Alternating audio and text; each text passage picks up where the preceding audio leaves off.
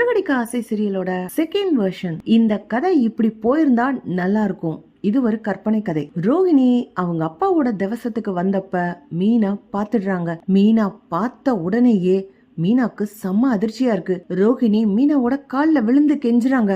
நானும் என் பையனும் செத்து போயிடுவோம் அப்படின்னு கூட மிரட்டுறாங்க. ஆனா மீனா அந்த இடத்துல ரோஹிணிக்காகவும் கிருஷுக்காகவும் அமைதியா இருந்துட்டு நேரா வீட்டுக்கு வந்த உடனேயே அண்ணாமலையும் விஜயாவையும் கூப்பிட்டு எல்லாரும் முன்னாடியும் ரோஹிணி செஞ்ச தப்ப எல்லாருக்கும் தெரியற மாதிரி உண்மையை எல்லாத்தையும் சொல்லிடுறாங்க. ரோஹிணிக்கு செம்ம ஆத்திரமா வருது.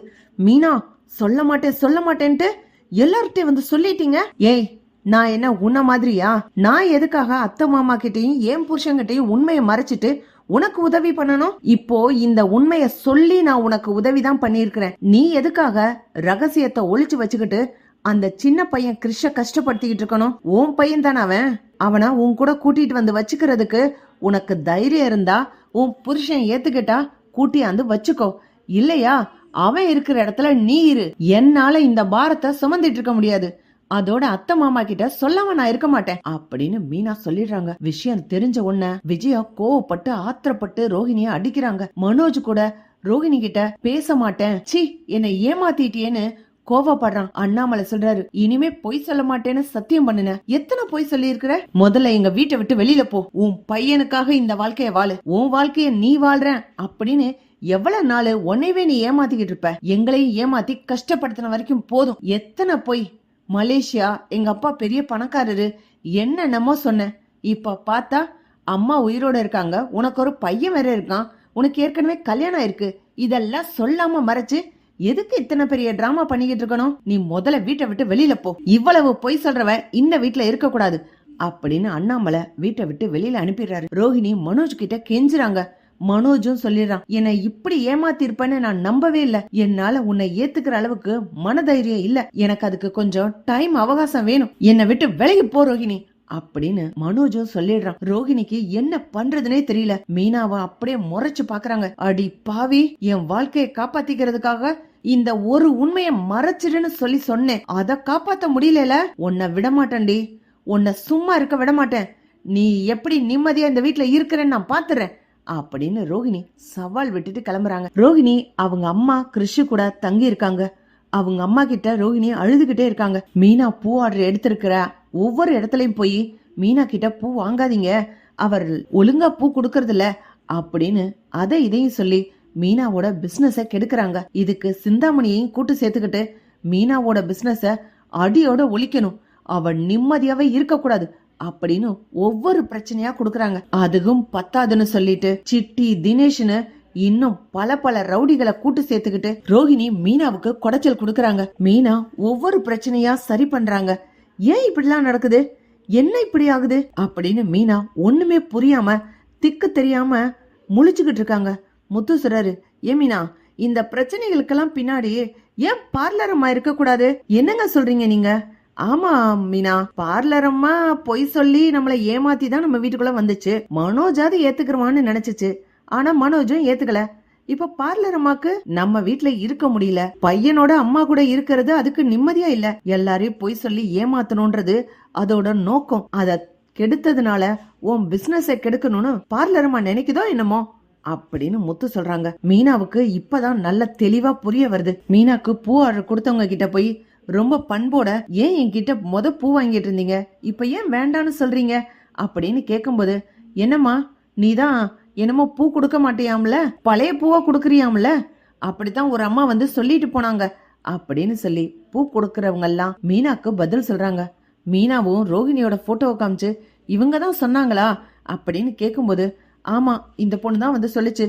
இந்த பொண்ணோட வாழ்க்கையை கெடுத்துட்டியாம்ல, அவ புருஷனோட சேர்ந்து வாழ விடாம நீ எதையோ சொல்லி அவளை விரட்டி விட்டுட்டியாம்ல அப்படின்னு சொல்லி எல்லாரும் கேக்குறாங்க. மீனா, அது இல்லங்க, பிரச்சனை வேற மாதிரி இருக்கு. அதெல்லாம் உங்ககிட்ட விளக்கமா சொல்லிக்கிட்டு இருக்க முடியாது. என்கிட்ட நீங்க பூ தானே வாங்கினீங்க, இதுக்கும் அதுக்கும் என்னங்க சம்பந்தம் இருக்கு? நீங்க வழக்கம் போல பூ வாங்கிக்கோங்க அப்படின்னு மீனா கெஞ்சி அந்த ஆர்டரை திரும்பவும் எடுக்கிறாங்க. ரோஹிணி மீனாவை பழி வாங்கணும்னு ஆத்திரத்தோட இருக்காங்க.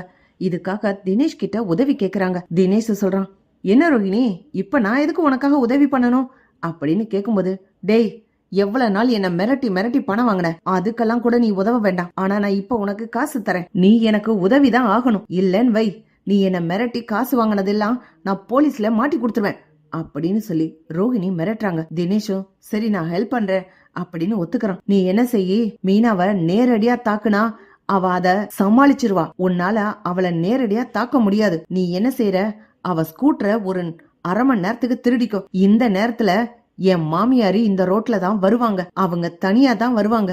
அவங்க வரும்போது இந்த ஸ்கூட்டரை வச்சு என் மாமியாரை இடிச்சிரு. எப்படியும் ஓட்டுனது யாருன்னு பார்க்க மாட்டாங்க. ஸ்கூட்டரோட வண்டி நம்பரை பார்த்துட்டு மீனாவோட நம்பர்னு தெரிஞ்சுக்கிட்டா மீனாவா மறுபடியும் அந்த வீட்டுல இருக்க விட மாட்டாங்க. என் மாமியார பத்தி எனக்கு நல்லாவே தெரியும். ஏற்கனவே அவங்களுக்கு மீனாவை பிடிக்காது, மீனாவை அடிச்சு துரத்திடுவாங்க அப்படின்னு சொல்லி தினேஷ் கிட்ட ரோகிணி பணம் கொடுத்து இந்த வேலையை செய்ய வைக்கிறாங்க. தினேஷும் அதே மாதிரியே மீனாவோட ஸ்கூட்டரை எடுத்துட்டு விஜயாவை இடிக்கிறதுக்காக வரான். அப்பன்னு பார்த்து அங்க இருக்க யாரோ ஒருத்தர் விஜயாவை காப்பாத்திடுறாங்க. விஜயாவுக்கு அடிபடல, விஜயா இந்த தடவை தப்பிச்சுட்டாங்க. தினேஷ் போய் ரோஹிணி கிட்ட சொல்றான், என்ன உன் மாமியாருக்கு உசுறு கெட்டி போல இருக்கு, அந்த அம்மா தப்பிச்சிருச்சே அப்படின்னு சொல்லும்போது, டேய் மறுபடி போய் வண்டியை வச்சிடுறா, வண்டி உன்கிட்ட இருந்தா நம்ம மாட்டிக்கிருவோம். அந்த முத்து கண்டுபிடிச்சான்னு வை, உன்னை பிடிச்சான்னா என்னைய கண்டுபிடிச்சிருவான், நீ கொண்டு போய் வைடா, நீ மாட்டிக்கிட்டாலும் என்ன மாட்டிக்க விடக்கூடாது அப்படின்னு ரோஹிணி தினேஷ்க்கு ஆர்டர் போடுறாங்க. இன்னொரு நாளும் இதே மாதிரி செய்வோம் அப்படின்னு சொல்லி ரோஹிணி அவனை இன்னைக்கு அனுப்பிடுறாங்க. விஜயா சொல்றாங்க, மீனாவோட வண்டி மாதிரிதான் இருந்துச்சு, என்னை இடிக்கிற மாதிரிதான் வந்தாங்க, ஆனா நல்ல வேலை, ஏதோ ஒரு சின்ன நூல் இலையில நான் தப்பிச்சிட்டேன். மீனா உனக்கு வண்டி ஒழுங்கா ஓட்ட தெரியாதா அப்படின்னு விஜயா வீட்டுல வச்சு திட்டுறாங்க. மீனா முத்துக்கிட்ட சொல்றாங்க, ஏங்க வண்டிய கோயில் வாசல்ல நிறுத்திருந்தேங்க, காணோம். நானும் 1 மணி நேரமா வண்டியை தேடினேன், அக்கம் பக்கம் எல்லார்ட்டையும் விசாரிச்சேன், என்னடா பழையபடி எப்படியோ வண்டியை யாரும் தூக்கிட்டு போயிட்டாங்களோ அப்படின்னு பயந்தேன். பார்த்தா கொஞ்ச நேரத்துல மறுபடி வச்ச இடத்துல இருக்குதுங்க, யாரு எடுத்துட்டு போனாங்கன்னு தெரியல அப்படின்னு மீனா சொல்றாங்க. முத்துக்கு நல்லாவே புரியுது, மீனாவை பழி வாங்கணும்ன்றதுக்காக யாரோ திட்டம் போட்டு செய்யறாங்க போல இருக்கு அப்படின்னு முத்து யோசிக்கிறாரு. மறுநாளும் அதே இடத்துல வண்டியை நிறுத்தும் போது முத்து சொல்றாங்க, மீனா நீ வண்டியை நிறுத்திட்டு போ, நான் இந்த பக்கம் மறைஞ்சிருக்கேன், யாரு உன் வண்டியை எடுக்கிறாங்கன்னு பாப்போம் அப்படின்னு முத்து சொல்லிடுறாங்க. அதே மாதிரியே தினேஷ் வண்டியை எடுத்துட்டு போறான். விஜயா வரும்போது மீனா மாதிரியே புடவையை கட்டிக்கிட்டு தினேஷ் விஜயாவை இடிக்கிறதுக்கு வர்றான். இந்த தடவையும் விஜயா தப்பிச்சிடுறாங்க.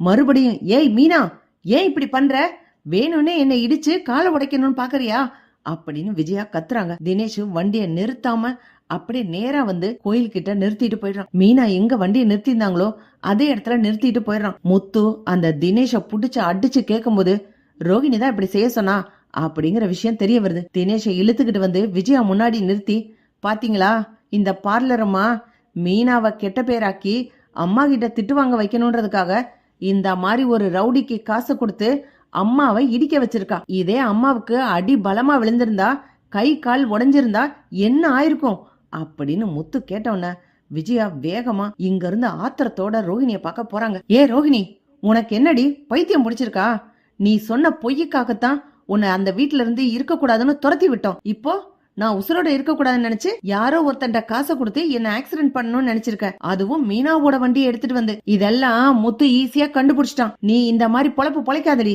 அப்படின்னு விஜயா நல்லா நாக்கப்படுங்கிற மாதிரி ரோஹிணிய திட்டிட்டு போறாங்க. ரோஹிணிக்கு ஆத்திரமா வருது, டச்சே எத்தனை விஷயம் செஞ்சாலும் அவ தப்பிச்சுக்கிட்டே வராளே, விடமாட்டேன்டி விடமாட்டேன், இது தொடர்ந்துகிட்டே இருக்கும், உன்னை பழி வாங்குற வரைக்கும் நான் ஓயவே மாட்டேன் அப்படின்னு ரோஹிணி சவால் விடுறாங்க. இப்படி போனா நல்லா இருக்கும். பார்க்கலாம் ஃப்ரெண்ட்ஸ். லைக் பண்ணுங்க, ஷேர் பண்ணுங்க, கமெண்ட் பண்ணுங்க. Thank you friends.